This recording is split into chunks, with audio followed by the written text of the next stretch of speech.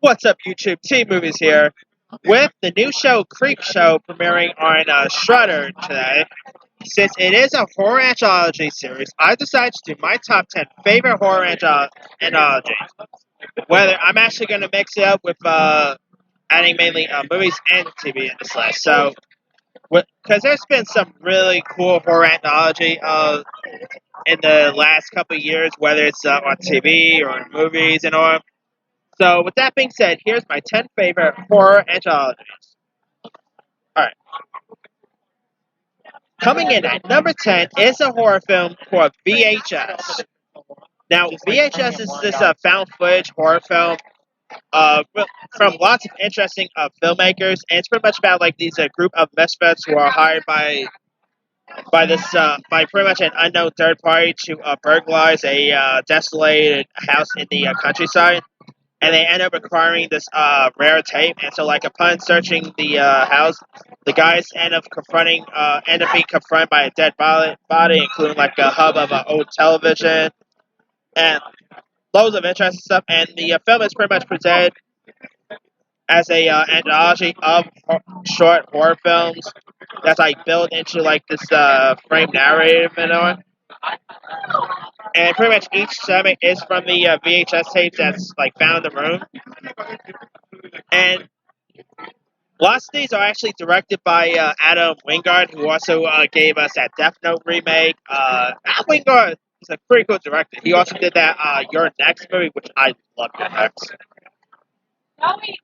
And there's some interesting like short stories here. Lots of them, like there's one called Amateur Night, which is there was actually a film called Siren, which was kind of like a spin-off of Amateur Night.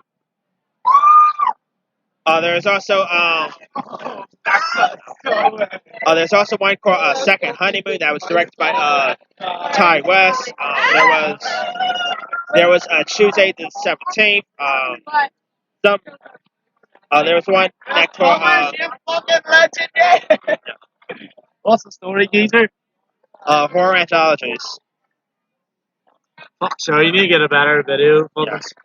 Anyway, update the mic, sir. You get fucker. Yeah, but anyway, VHS is one creepy horror anthology film. I mean, there are some like really cool stories featured in this, and they also did like a couple of sequels. There was a VHS 2, and then there was a VHS Viral. Some really creepy stories in these ones, and they're like I think the first VHS is great. The sequels that came after it, yeah, that's a different story. But yeah, if you guys never really seen a VHS yet, go check them out. There's some really creepy stuff.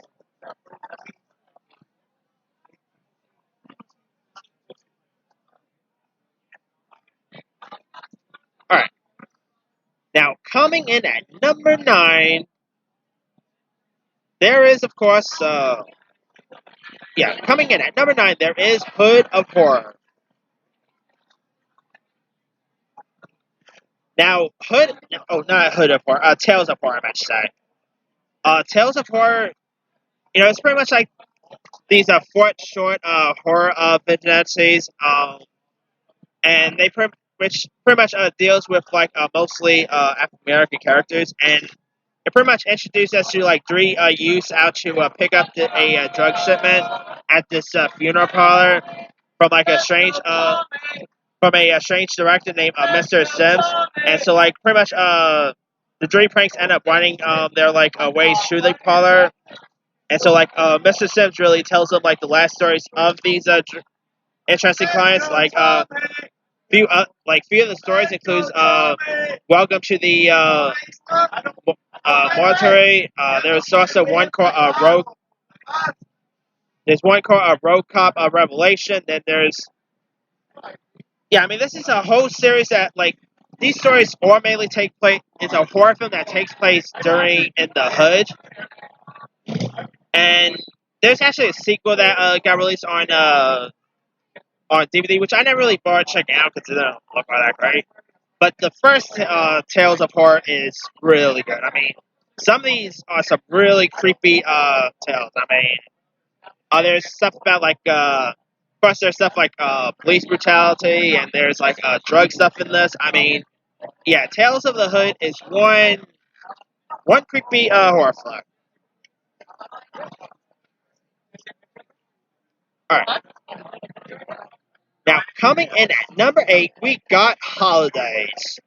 Now, Holidays is really like a horror anthology film that takes place during different like pretty much it's a horror film that takes place like during each holiday seasons, and there's like different horror stories around this. Like this is one of the most weirdest movies I've seen in the last couple of years. I literally saw this movie in theaters back in 2016, and it's really one crazy film. And there's really so many directors that actually directed each story. It's like Kevin Smith directed the Halloween story. You had Scott Stewart directed the Christmas one. Uh, you had Adam Egypt Mortimer directed the New Year's Eve one. And there's even one like a couple of some of these horror stories also takes place during Mother's Day, Father's Day, as well as St. Patty's Day. I mean, and there's literally one story like in one of the stories where a woman ends up giving birth to a snake. I'm not making this stuff up, and it had some interesting cast members too. Like you even had Seth Green was in one of these stories. Eli Ross's wife was in one of these stories. I mean, yeah, these are some really messed up, weird horror films, but they're actually really cool to watch. I mean, if you guys never really had a chance to see Holidays yet, it's one creepy film. I mean, I literally saw this movie in April. I mean, and this whole movie, like, you could really watch. This is seriously a horror film you could watch any time of the week. You could watch it around Halloween time. You can watch it around like Thanksgiving time. Yeah, Holidays is one messed up horror anthology film there. All right, coming in at number 7 is of course a TV show, and that is American Horror Story. I mean, can't really do a horror anthology without adding American Horror Story. There's Ryan Murphy, the guy who gave us Glee and loads of other stuff. What he is able to do with American Horror Story is some crazy stuff, and of course, the new season of American Horror Story just premiered, not just premiered this month, with 1984. And they also put together some really good cast members in these. Like, you got Emma Roberts in these films, you got Leslie Grossman, you got, you even got Sarah Paulson, Talia Farmiga, Evan Peters. I mean, Evan Peters in these movies are really great. And And yeah, American Horror Story. There was some like most of the recent American Horror Stories like haven't done it much, but man, this new season of American Horror Story 1984 is brilliant. I mean, it's really takes place during it's really more like during the slasher genre, and it's the best American Horror Story since American Horror Story Roanoke. American Horror Story Roanoke was actually the last American Horror Story that I actually quite liked. But this 1984 one is great. And they've also had some interesting storylines. There's some interesting characters involved. Yeah, I really get a kick out of American Horror Story.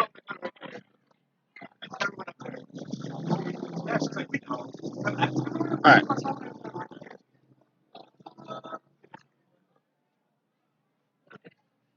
Okay, coming in at number 6, I'm going with Cat's Eye. Based on short stories by Stephen King, you've got a very young Drew Barrymore in this. You've got James Woods, Charles D.C.S. Dunn. Yeah, some interesting storylines in this.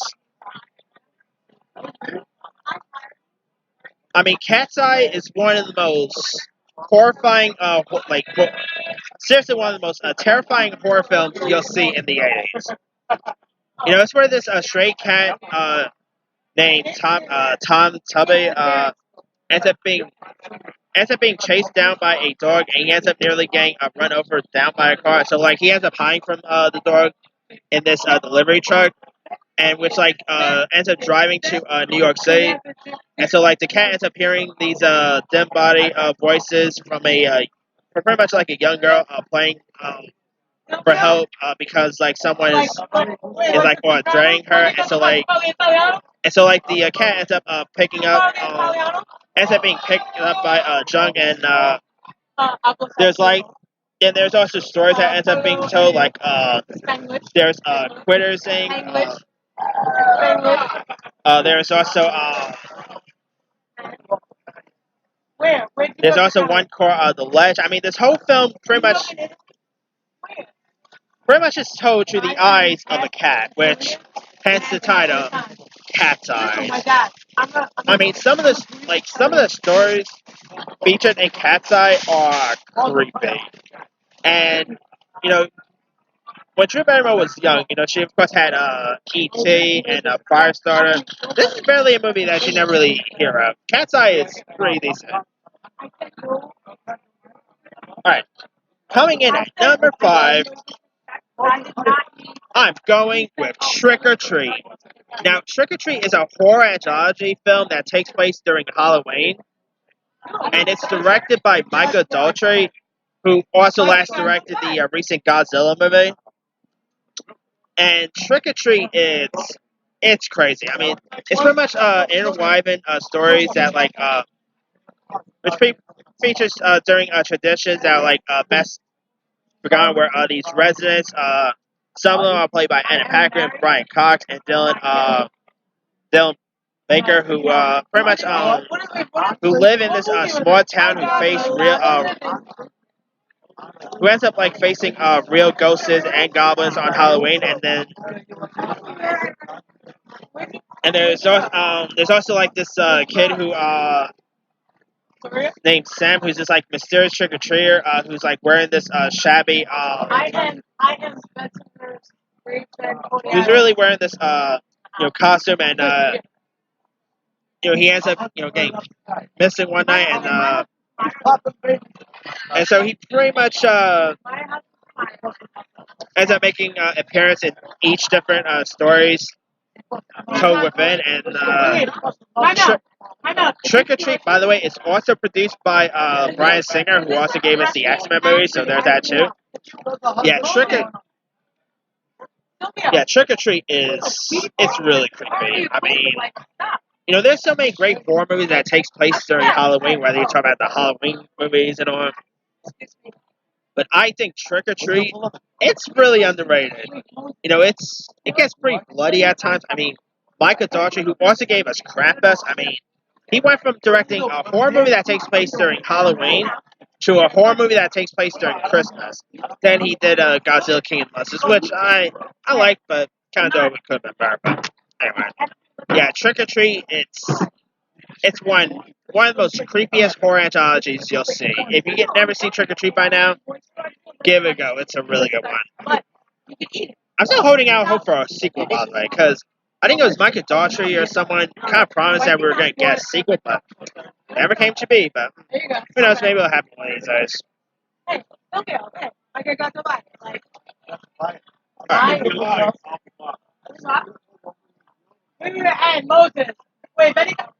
Coming in at number 4, we got Scary or Die. Now, if you guys hate clowns, you'll hate Scary or Die. Now, in Scary or Die, pretty much it tells like a twisted tales of terror where these 5 stories involve a fleshing killer clown, a vengeful necromancer, and these illegal immigrant zombies are all intertwined for like a blood experience. And yeah, the clown in this, if you think Pennywise is one of the most creepiest clown there is,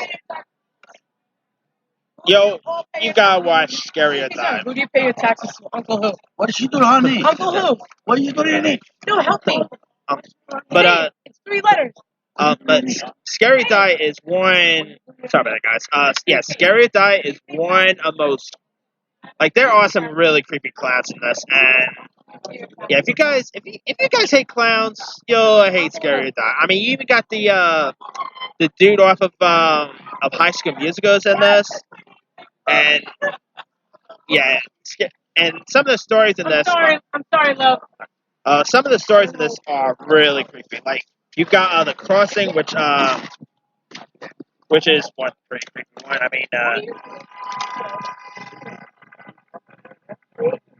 I mean, you really got. Let me just say, the crossing is actually Donald Trump's worst dream. I'm not going to get you much politics, but the crossing is actually going to be Trump's worst dream because it's where like this, like in the crossing, this character named Buck, played by Bill Urbis Jr. and his friends have made like a pastime of trolling the Mexico-United States border in search of anyone that they believe should be a illegal immigrant. And so, like, upon catching someone, the group of murderers ends up pretty much murdering them and buries the body. And also, yeah, that's definitely his worst dream. Then we also got one called T. Jung's Layman, which is one we could pick on. Then there's one called Clown, where these group of young folks are being terrorized by a clown in the taste of human flesh. Yeah, I mean Pennywise is crazy. Like I'll let you see that clown and like the clown in this and Pennywise. Me, that would be cool to watch. I mean, a clown cinematic universe that has to happen one of these days. But Scary or Die, it's yeah. If you hate clowns, you'll hate this movie.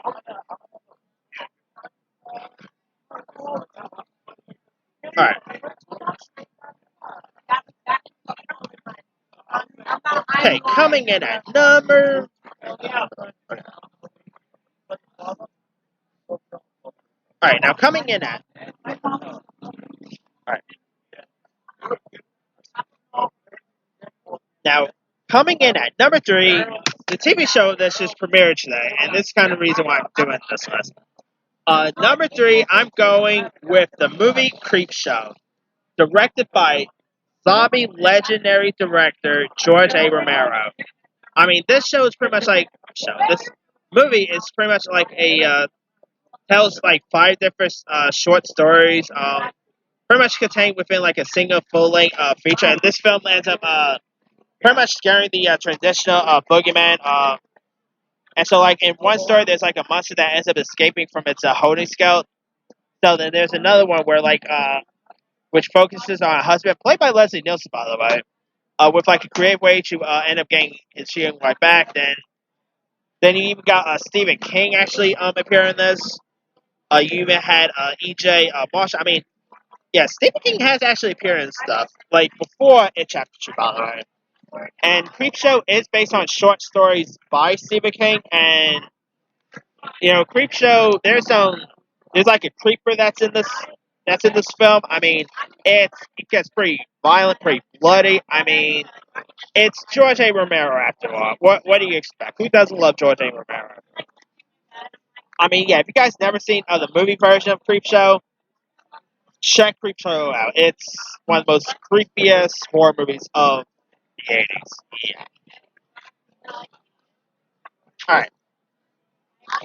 Now, coming in at number 2, we got Tales of the Crypt. Now, Tales of the Crypt it's really one of the most, before we had American Horror Story, there was Tales of the Crypt. Tales of the Crypt, I mean, it really tells, like, there's, like, different stories told, through this, this dynamic, this thematic, thing called the Creep, Keeper, which I'm not gonna lie, I was really freaked out by that character as a kid. Every time that creep thing came up, there's times I literally covered my eyes when I was a kid. I literally watched this show at a very young age when I shouldn't have. I mean, I can't remember how old I was. I probably was maybe, I don't know, probably 7 or 8 when I first watched Tales of the Crypt. And the stories in this is creepy. And the voice of the Crypt, by the way, I can't remember the actual actor's name, but he did a great job as the voice of the Crypt.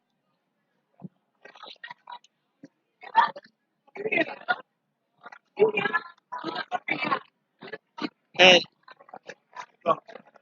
also the Tales of the Crypt series also spawned a couple of movies like there was a Demon Knight. There's a few other ones, but the TV show of the Tales of the Crypt is great. I mean, I'm still really waiting for like someone to pick up like a reboot of this. I mean, I know M Night Shyamalan at TNT was trying to get a Tales of the Crypt TV reboot like coming, but yeah, Tales of the Tales of the Crypt was really creepy. I mean that like anyone watching my video, comment below if anyone ever saw a Tales of the Crypt as a kid, and if that crypt thing ended up giving you nightmares. Because I'm not gonna lie, that tail crypt always gave me nightmares. That crypt keeper thing, that was like one of the most creepiest characters of that era. And yeah, if you guys never had a chance to check out Tales of the Crypt yet, they gotta show reruns. Like how on earth is the show now on Netflix? But check out Tales of the Crypt. It's some really creepy stuff. Alright. Now, the best horror anthology show of all time is, I guess you could say, mix of horror and, like, it is more a mix of horror and sci-fi roll into one, and that is pretty much the horror show that really, I mean, if it really wasn't for Twilight Zone, we probably wouldn't even have Tales of the Crypt or stuff like American Horror Story or anything like that. This kind of paved the way for for this genre, and that is the original Twilight Zone. I mean, the recent Jordan Peele reboot of the Twilight Zone is actually not bad. I quite got a kick out of the recent Twilight Zone, but come on, the original. Granted it was ahead of my time, but the original Twilight Zone was a classic. Rod Sterling, of course, was the creator and the narrator of the original, and the Twilight Zone, of course, brought us like lots of interesting actors like stars like the show actually made stars out of people like Burt Reynolds, Robert Redford, I think Lawrence Fishburne got a star in Twilight Zone, or some other actors also did. I mean, loads of actors got their start on the original Twilight Zone, and even William Shatner before he became Captain Kirk, he had his start on the Twilight Zone. I mean, the Twilight Zone has had some of the weirdest, creepiest episodes, like the Daw one, which actually like pretty much the Daw in this. I guess you could say kind of kind of gave us Chucky and all. I mean, if it wasn't for that Daw, we probably wouldn't have Chucky or Annabelle or anything.